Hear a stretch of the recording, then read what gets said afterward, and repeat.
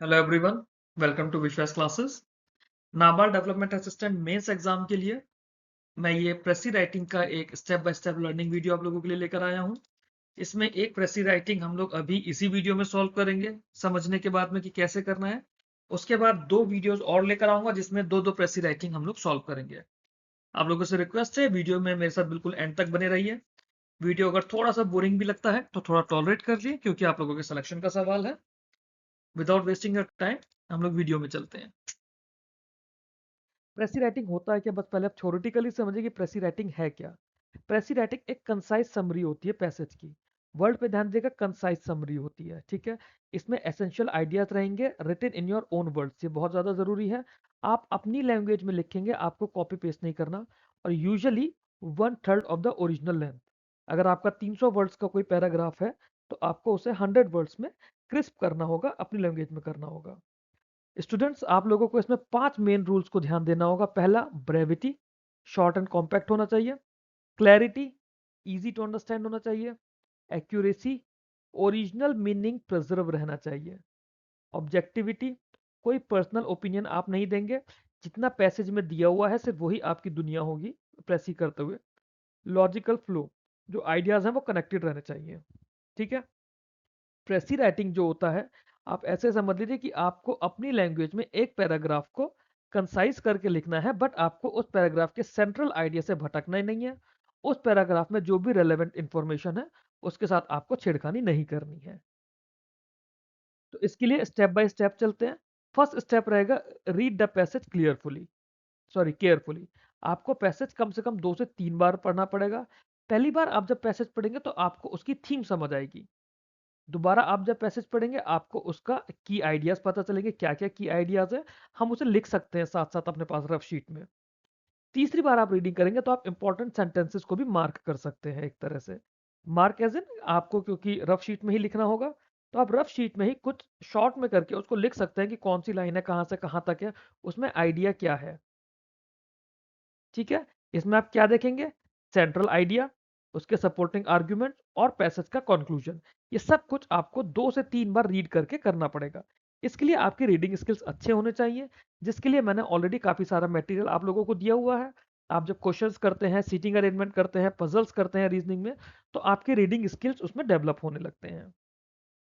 Second step रहेगा कि core idea को हमें आइडेंटिफाई करना है। हम की पॉइंट्स को अंडरलाइन कर लेंगे। अंडरलाइन एज इन वही कि अपने पास रफ शीट में किसी तरह उन्हें नोट डाउन कर लेंगे। एग्जाम्पल्स हटा देंगे, कोई एग्जाम्पल नहीं रखेंगे। कोई रिपीटेशन हो रहा है वो भी हटा देंगे। कोई डेटा स्टैटिस्टिक्स दिया हुआ है वो भी हटा दी जाएगी। कोई कोटेशन दी हुई है वो भी हटा दी जाएगी। कोई फालतू के एडजेक्टिव और फिलर्स हैं वो भी हटा दिए जाएंगे। सिर्फ और सिर्फ एसेंशियल आइडिया पे फोकस रखा जाएगा। फॉर एग्जाम्पल, एक ओरिजिनल लाइन लेते हैं, economic growth alone cannot guarantee development unless it improves the living standards of people। तो यहाँ पे किसकी बात कर रहे हैं, हम इकोनॉमिक ग्रोथ की बात कर रहे हैं। और बोला जा रहा है कि सिर्फ इकोनॉमिक ग्रोथ है ना, क्योंकि लिखा है अलोन, सिर्फ इकोनॉमिक ग्रोथ से ही लिविंग स्टैंडर्ड ऑफ पीपल को गारंटी डेवलपमेंट नहीं मिलता। सॉरी, मतलब क्या बोला गया कि सिर्फ इकोनॉमिक ग्रोथ से ही गारंटी डेवलपमेंट नहीं मिलता जब तक लोगों का लिविंग स्टैंडर्ड भी ना बदले, ठीक है। तो इसको अगर हम कोर आइडिया, इसका क्या है, इसका कोर आइडिया है कि ग्रोथ का मतलब है कि लिविंग स्टैंडर्ड भी बढ़ाना है। इकोनॉमिक ग्रोथ सिर्फ और सिर्फ डेवलपमेंट्स के थ्रू नहीं मिलेगा। ये कब मिलेगा, जब लिविंग स्टैंडर्ड ऑफ पीपल भी इंप्रूव होगा। दैट मीन्स जो ग्रोथ है, ग्रोथ से अगर लिविंग स्टैंडर्ड बढ़ेगा तभी डेवलपमेंट हो पाएगा। बोलने का मतलब यही हुआ ना। तो इस तरह से आप, ये कुछ आपको ऐसे पैसेज की तरह दिया होगा और ये आपको कोर आइडिया उसका निकालना पड़ेगा कि कोर आइडिया क्या दिया हुआ है पैसेज में। फिर एक रफ आउटलाइन बना लेंगे आप। रफ आउटलाइन आप अपने पास शीट में ही बनाएंगे, है ना, कि आप हल्का हल्का ऐसे करके पॉइंट्स बना लेंगे कि आपको क्या क्या लिखना है। उसमें मेन थीम आप मेंशन करेंगे, की आर्ग्यूमेंट, सपोर्टिंग आइडिया और फाइनल कंक्लूजन। इससे क्या होगा, अगर आपने ऐसा बना दिया ना, रफली आपने अपने पास बना दिया, तो आपसे टाइप करते हुए कोई पॉइंट मिस नहीं होगा। This will prevent you from missing any important point. फिर आप प्रेसी लिखना शुरू करेंगे। जब प्रेसी लिखना शुरू करेंगे तो जो चीज़ों का आपको ध्यान रखना है, पहला, आपको अपने वर्ड्स में लिखना है। दूसरा, आप थर्ड पर्सन हो। तीसरा, टोन आपको सेम रखनी है जो ओरिजिनल में था। डायरेक्ट कोटेशंस नहीं करनी है। और लॉजिकल ऑर्डर यही रखना है। लेंथ का रूल होता है कि ओरिजिनल पैसेज का 1/3 रखना होता है पैसेज को। 300 वर्ड का अगर पैसेज हुआ तो आपको उसे 100 वर्ड में प्रेस ही करना है। एग्जाम्पल इसी वीडियो में मैंने लिया है। एक लाइव एग्जाम्पल करेंगे कैसे एक बड़ा पैसेज हम पढ़कर देखेंगे, फिर देखेंगे इन्हीं स्टेप के थ्रू उसे कैसे लिखा जाएगा।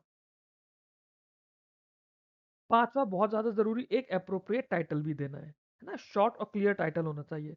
टाइटल जो होगा वो मेन थीम को रिफ्लेक्ट करेगा और सेंट्रल आर्गुमेंट भी बताएगा। जैसे जो पीछे हमने पढ़ा, या पैसेज की कोई थीम देखते हैं। एक पैसेज की थीम हमने ली हुई है यहाँ पे, इकोनॉमिक इनइक्वालिटी। इसका अगर मैं इसका टाइटल अगर मैं दूंगा तो टाइटल होगा the challenge of economic inequality, है ना। टाइटल जो होना चाहिए वो आपको पूरे उसका क्रिस्प वन लाइनर छोटा सा रिफ्लेक्ट होना चाहिए। काफी सारे पैसेजेस मैंने लिए हैं। 5 पैसेजेस मैं टोटल इस सीरीज में आप लोगों के लिए लेकर आऊंगा, जो वीडियोस के थ्रू कराऊंगा। एक इसी वीडियो में है, और दो पैसेजेस के 2 वीडियो और लेकर आऊंगा आप लोगों के लिए। इसके अलावा 5 या 10 पैसेजेस आप लोगों को प्रैक्टिस करने के लिए दूंगा, जिसकी प्रेसी भी दूंगा आप लोगों को। वो मैं टेलीग्राम ग्रुप में आप लोगों के साथ शेयर करूंगा। कॉमन मिस्टेक्स जो बच्चे करते हैं वो क्या क्या करते हैं। पहला, बच्चे सेंटेंस कॉपी कर लेते हैं। आपको पैसेजेस से सेंटेंस कॉपी नहीं करने हैं। दूसरा, बच्चे पर्सनल ओपिनियन डाल देते हैं कि हमें ऐसा लगता है। आपको कैसा लगता है, it is none of the concern for the examiner और द एआई और the system that is evaluating your answer. Your precis must be objective.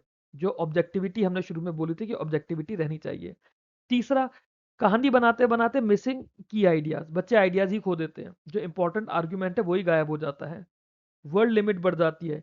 It must stay close to 1/3। 10% ऊपर नीचे फिर भी चल जाता है, बट ऐसा नहीं है कि 300 का आप 110 की जगह 150 कर दो। चेंजिंग द मीनिंग, कई बार क्या करते हैं बच्चे, चेंज मीनिंग को ही बदल देते हैं। मीनिंग जो होना चाहिए वो सेम रहना चाहिए। 3 तरह के प्रैक्टिस मॉडल है इसमें। पहला, गाइडेड प्रैक्टिस, जो मैं आप लोगों को कराऊंगा। सेमी गाइडेड प्रैक्टिस, जो मैं आप लोगों को टेलीग्राम पे मटेरियल दूंगा। इंडिपेंडेंट प्रैक्टिस, ये आप लोगों को खुद से करनी होगी। ठीक है, एक छोटा सा पहले एग्जांपल लेकर देखते हैं। Education is one of the most powerful tool for social transformation. It not only enhances individual knowledge and skills but also contributes to economic development and social equality. Societies that invest in education tend to achieve higher level of prosperity and stability. अगर इस चीज को हम देखें, ठीक है, दोबारा से एक बार पढ़ते हैं। अभी तक हमें क्या पता चला, हमने जब पहली बार रीडिंग करी, हमने देखा कि एजुकेशन की बात की जा रही है। ठीक है, उसको पावरफुल टूल बताया जा रहा है सोशल ट्रांसफॉर्मेशन के लिए।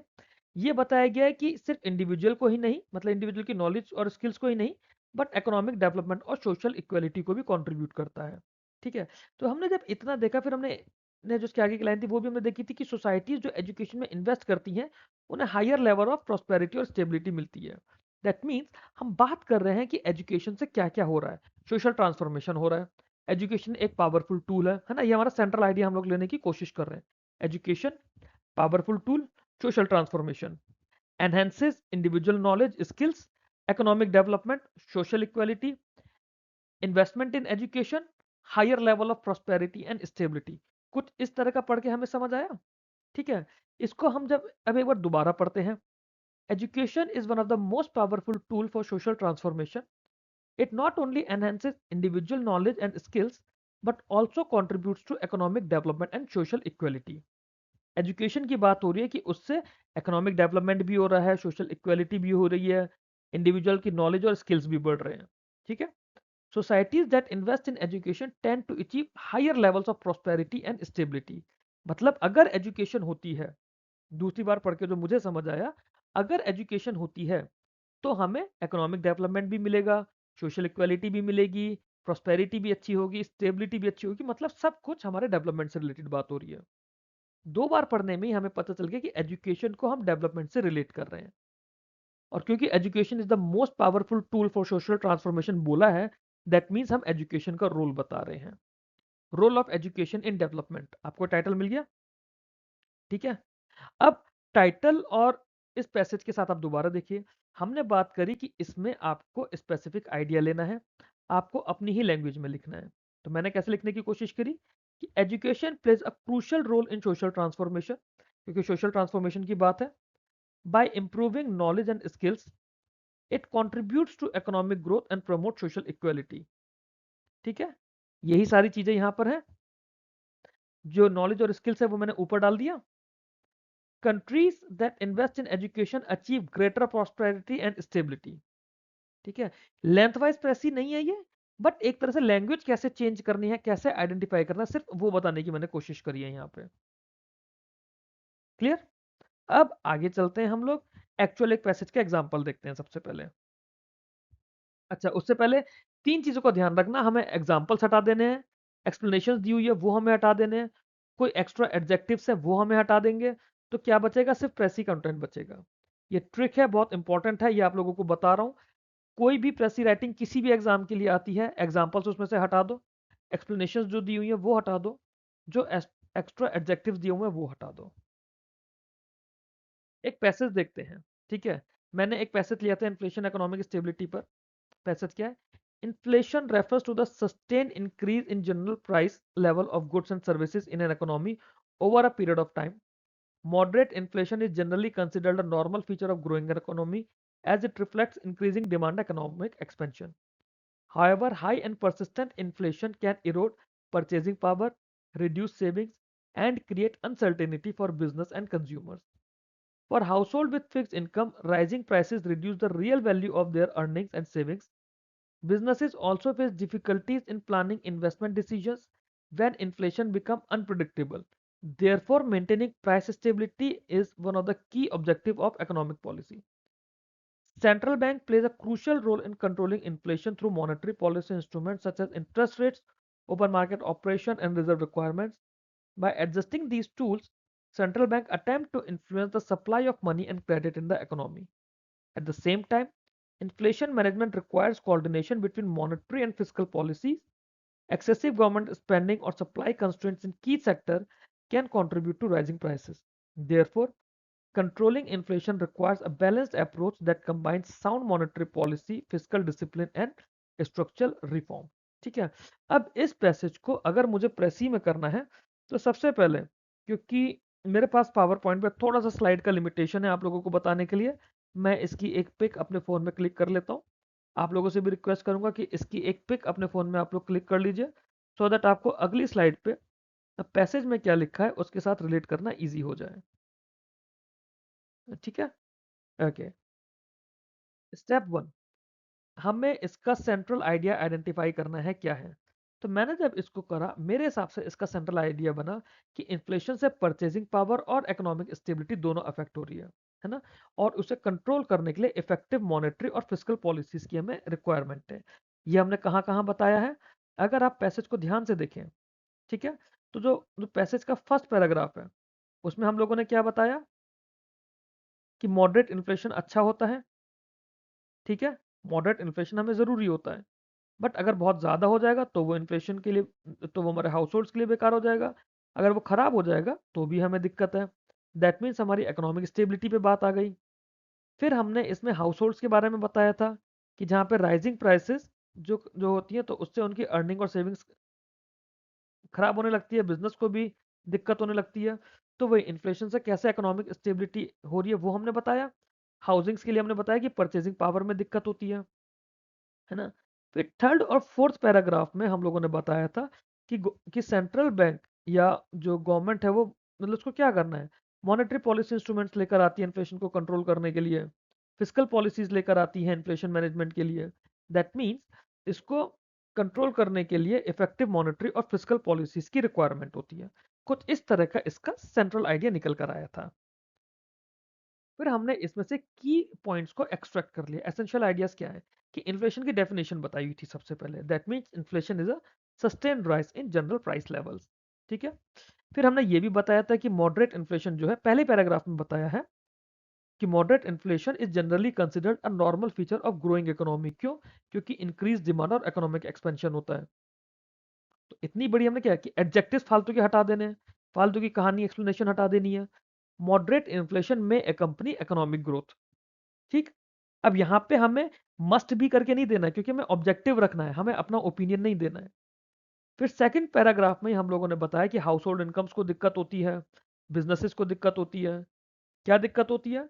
High inflation reduces purchasing power and create uncertainty. ठीक है, उसी पे हमने लिखा कि कैसे जो हाउस होल्ड में बिजनेस प्लानिंग से उनको जब दिक्कत हो रही है तो मतलब नेगेटिवली अफेक्ट कर रहा है ना।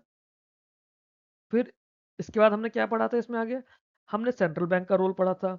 Central bank monetary policy tools के थ्रू इसको कंट्रोल करता है। तो यहाँ पे एग्जांपल नहीं देने की इंटरेस्ट रेट के थ्रू, ओपन मार्केट ऑपरेशंस के थ्रू, या रिजर्व रिक्वायरमेंट के थ्रू, या इन्हें एडजस्ट करने के लिए नहीं, सिर्फ इतना कि मॉनेटरी पॉलिसी टूल्स के थ्रू इन्फ्लेशन को कंट्रोल करता है।